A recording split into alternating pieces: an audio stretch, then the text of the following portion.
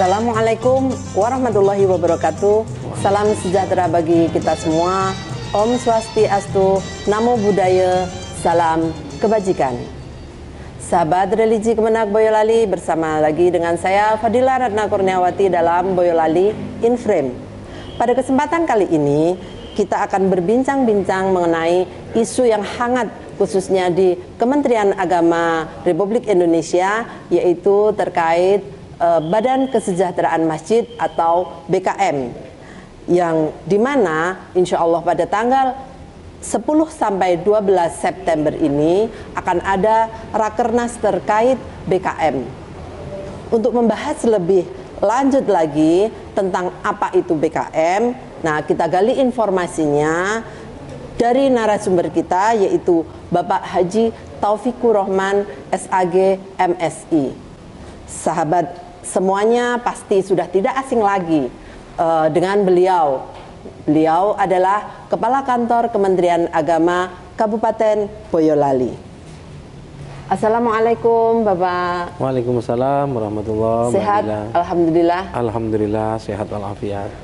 Seperti kita tahu bersama bahwa Kementerian Agama itu sudah mengadakan pengukuhan ya Pak, untuk BKM pada tanggal 3 Mei 2023. Nah itu terkait hal tersebut, nah untuk mengobati rasa penasaran dari sahabat semuanya, nah apa itu BKM bagi masyarakat itu, biar sahabat-sahabat semuanya yang menyaksikan channel Kemenak Boyolali ini bisa tahu dan paham tentang BKM.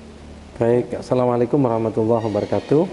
Sahabat religi Kemenak Kabupaten Boyolali yang budiman, BKM itu Badan Kesejahteraan Masjid yang dibentuk berdasarkan PMA 54 tahun 2006 tentang tata susunan organisasi dan tata kerja BKM. Nah, BKM ini terbentuk dari tingkat pusat, provinsi, kabupaten, kecamatan, desa, dan kelurahan se-Indonesia.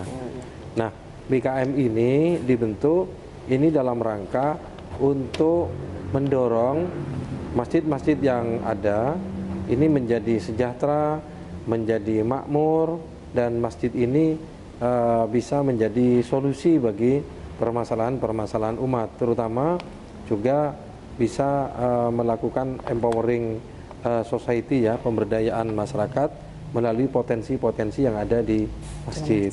Dan alhamdulillah pengurus BKM untuk di Jawa Tengah tingkat kabupaten kota sudah dikukuhkan pada tanggal 21 Agustus kemarin, dan khusus untuk BKM kecamatan se-Kabupaten Boyolali dikukuhkan pada tanggal 29 Agustus 2023. Mungkin itu Bapak. Iya. Nah, mungkin sahabat-sahabat yang menyaksikan ini juga ingin tahu apa kiat-kiat untuk meningkatkan kesejahteraan masjid. Nah, biar masyarakat secara umum itu paham apa kiatnya, bagaimana caranya untuk meningkatkan atau mensejahterakan masjid. Mungkin Bapak bisa menyampaikan. Baik, sahabat religi, masjid itu adalah tempat ibadah, tetapi juga selain itu adalah tempat untuk mensejahterakan jamaah ya. Maka diantara caranya, kiatnya adalah melalui pemberdayaan unit pengumpul zakat yang ada di masjid-masjid. Dari UPZ itu nanti diharapkan masjid ini bisa menerima zakat, infak, dan sodakoh dari jamaah atau dari masyarakat sekitar, termasuk juga menerima zakat dari para wajib zakat, kemudian mentasarrufkannya bagi jamaah masjid atau masyarakat lingkungan masjid tersebut.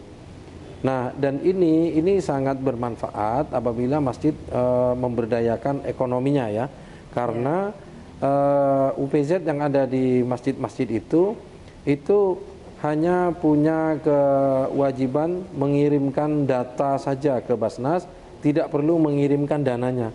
dananya itu bisa dikelola 100% oleh gitu, masjid. Itu berdasarkan undang-undang zakat ya. Nah, oleh sebab itu maka saya harapkan ini masjid-masjid se-Kabupaten Boyolali bisa mengoptimalkan pembentukan UPZ di masing-masing masjidnya. Kemudian selain itu di masjid itu juga mungkin bisa didirikan koperasi ya, juga mungkin ya. Koperasi simpan pinjam atau yang lain ya. Itu juga termasuk dari kesejahteraan masyarakat.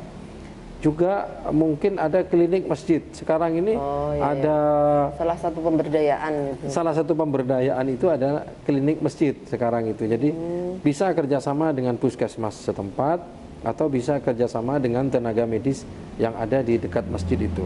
Sehingga masyarakat nanti untuk berobat dan sebagainya tidak perlu jauh-jauh, bisa nanti berobat ke masjid yang sudah memiliki klinik. Kemudian juga bagi yang tidak mampu itu bisa dimasukkan di asnaf fakir miskin atau asnaf sabilillah, sehingga itu nanti bisa dibantu dari UPZ. Itu banyak sekali yang bisa kita create di masjid. Gitu. Berarti dari BKM ini untuk kesejahteraan masyarakat di lingkungan sekitar. Iya. Kalau gini Pak, seberapa penting atau perlukah BKM itu dibentuk sampai tingkat yang paling rendah atau paling di desa gitu? Oh iya, begini, BKM ini kan berdasarkan peraturan menteri, juga berdasarkan keputusan dirjen yang sudah ada sejak tahun 60-an ya, bahkan sudah ada ya. Nah, maka karena ini memiliki legal formal, ini harus kita dorong semuanya sampai ke tingkat yang paling bawah, itu didirikan BKM ini. Nah, kalau melihat urgensinya, ini urgensinya sangat tinggi sekali karena masjid itu tidak hanya menjadi pusat peribadatan. Kalau kita lihat dari fungsi masjid ya, itu yang pertama kan masjid itu sebagai center of praying ya, pusat peribadatan. Tentu kan peribadatannya di sana itu tidak hanya sholat rawatib dan sholat Jumat, tapi juga sholat Idul Fitri, Idul Adha, sholat sholat kusuf, dan lain sebagainya ya. Nah, ini perlu kenyamanan di masjid. Masjidnya ya harus baik, bersih, harum, juga sehat. Nah, jangan lupa masjid yang sehat. Maka ini fungsi yang pertama. Fungsi yang kedua itu sebagai center of learning, pusat pembelajaran. Di masjid dilakukan pengajian, kajian-kajian, diskusi-diskusi. Seperti TPA. Ada TPA juga, ada madin juga di dalamnya ya. Bahkan ada beberapa masjid sekarang itu yang di-create seperti di Bandung itu ada satu masjid, saya lupa namanya itu, masjid apa ya. Itu bisa membuka layanan bimbingan belajar bahkan, bimbel. Gitu, ya, itu sampai seperti itu di masjid ya. Jadi ini paradigma baru tentang pengelolaan masjid, sehingga center of learning. Kemudian yang ketiga itu center of empowering society, pusat pemberdayaan masyarakat.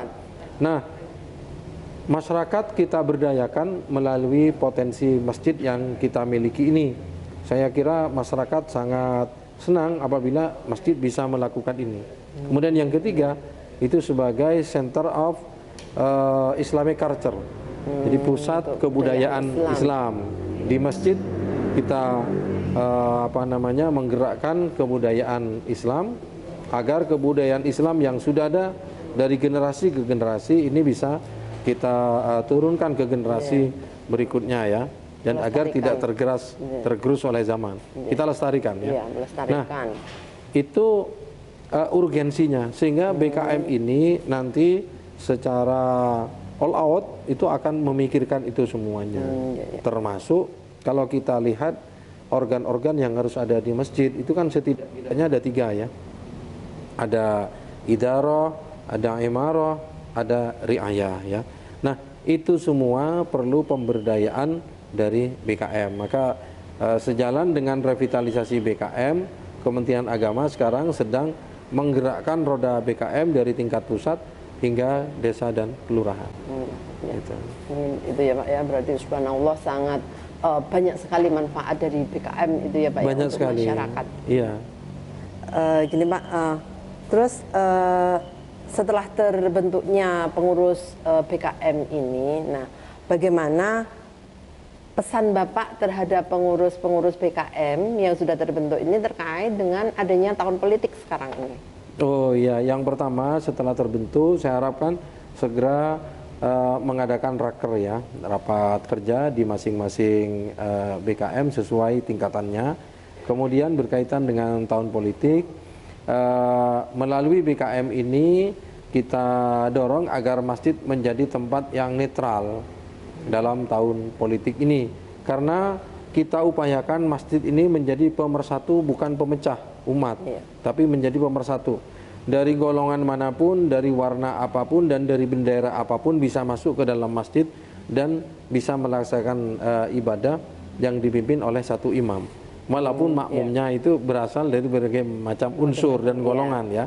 Nah kemudian juga kita harapkan orang datang ke masjid itu membawa berbagai macam problematika, itu mendapatkan solusi di masjid, bukan berangkat tidak ada masalah, pulang dari masjid malah bawa masalah. Jangan seperti itu. Jadi jangan sampai orang suami istri berangkat dari rumah itu rukun ya, sakinah, mawaddah, warahmah, tenang-tenang. Tapi pulang dari masjid karena haluan politik, haluan kepentingan, kemudian suami istri malah bertengkar pulang dari masjid. Nah, jadi jangan seperti itu. Mari masjid kita jadikan pemersatu bukan pemecah belah umat, pemersatu umat ya.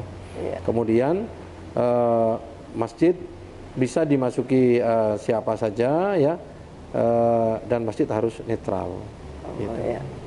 Nah, mungkin itu sahabat semuanya. Jadi di tahun politik ini adanya masjid atau adanya BKM itu harus menjadi pemersatu bukan pemecah gitu ya Pak ya. Nah untuk mengakhiri bincang-bincang kita, closing statement pada kesempatan ini, monggo Bapak.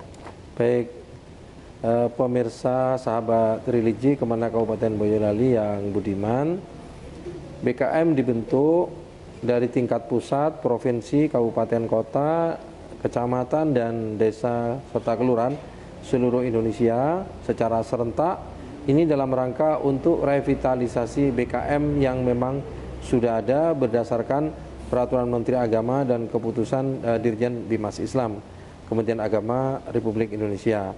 Mari di semua tingkatan, di semua jenjang BKM kita aktifkan BKM ini agar masjid menjadi makmur, masjid menjadi sejahtera, kemudian berimbas masyarakat sejahtera. Jadi masjid sejahtera, masyarakat sejahtera. Saya kira itu Mbak. Terima kasih Bapak atas informasi yang telah disampaikan kepada sahabat semuanya pada kesempatan kali ini. Semoga bermanfaat dan menambah ilmu dan sebagai ladang ibadah kita semuanya. Amin. Demikian sahabat religi Kemenak Boyolali, bincang-bincang kita dengan Bapak Kepala Kantor Kementerian Agama Kabupaten Boyolali. Terima kasih sudah selalu stay di Boyolali in Frame. Jangan lupa terus tunggu informasi dari kami, tentunya informasi-informasi yang banyak manfaatnya. Dan untuk akhir dari acara ini, pesan saya tetap selalu stay di channel YouTube Kemenak Boyolali dan beri tanda cinta, like, subscribe, dan komen selalu di channel kami. Demikian sahabat semuanya, sampai jumpa lagi di channel berikutnya. Assalamualaikum warahmatullahi wabarakatuh. Waalaikumsalam warahmatullahi wabarakatuh.